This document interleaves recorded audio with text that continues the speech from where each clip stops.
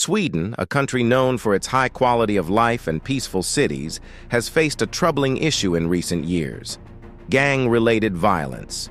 Once considered a relatively safe haven, Sweden is now grappling with a wave of deadly crime that has shocked the nation and captured the attention of its neighbors. At the heart of Sweden's gang problem are turf wars and revenge killings between rival groups fighting for control of the illegal drug trade. These gangs, often composed of young men from marginalized communities, are battling for dominance, and the streets have become the battleground. The violence has reached shocking levels, with more than 60 people killed in shootings in 2022 alone, a record high. In 2023, the numbers didn't slow down, and reports of bombings and street shootouts became common. A particularly alarming trend in Sweden's gang landscape is the involvement of youngsters and even children in criminal activities. Kids as young as 12 or 13 are being recruited by gangs, often starting with small tasks like drug running or delivering weapons. However, they can quickly escalate into more dangerous roles, including carrying out violent crimes such as shootings and bombings. Gangs target these youngsters because they are easier to manipulate and, crucially, face lighter punishments under Swedish law.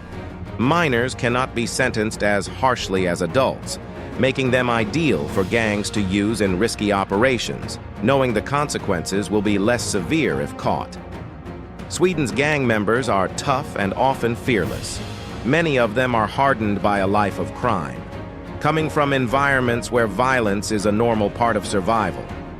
They are typically involved in multiple illegal activities, including drug dealing, weapons smuggling, and human trafficking.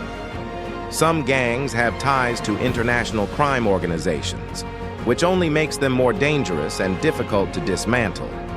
Many gang members are also very young, often recruited in their early teens, making them even more unpredictable and willing to take extreme risks to prove their loyalty and power.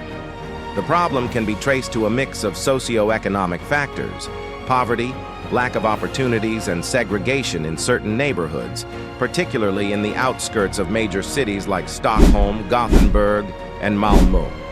In these areas, young people, often without stable jobs or a strong sense of belonging, are drawn into gang life. It offers them quick money, power, and a sense of identity, but at a deadly cost. Authorities have struggled to control the violence, partly due to Sweden's relatively lenient legal system when it comes to punishing gang members. Although the country has toughened its laws in recent years, Sweden is still known for shorter sentences and a focus on rehabilitation rather than long-term imprisonment. Gang members who are caught and sentenced often spend only a few years in prison, which many critics argue is not enough to deter them from returning to their criminal ways. While Sweden has increased police presence, implemented stricter laws, and attempted to dismantle these gangs, the root causes of the problem remain difficult to address.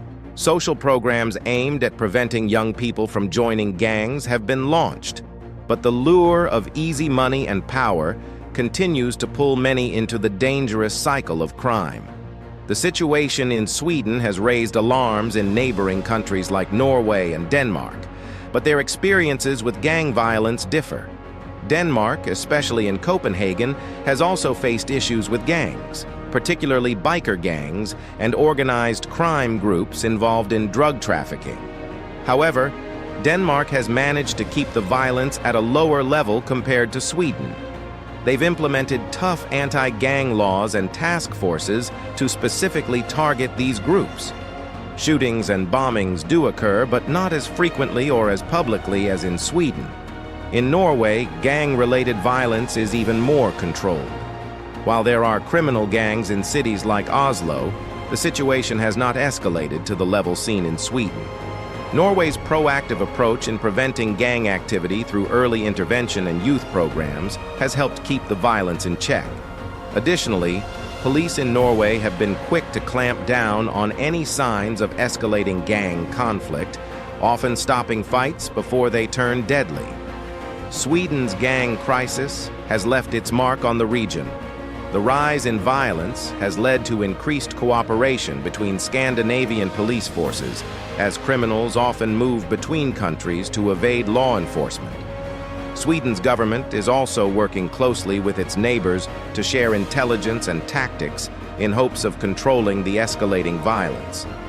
The rise in gang-related killings and the involvement of children in crime has cast a dark shadow over the nation.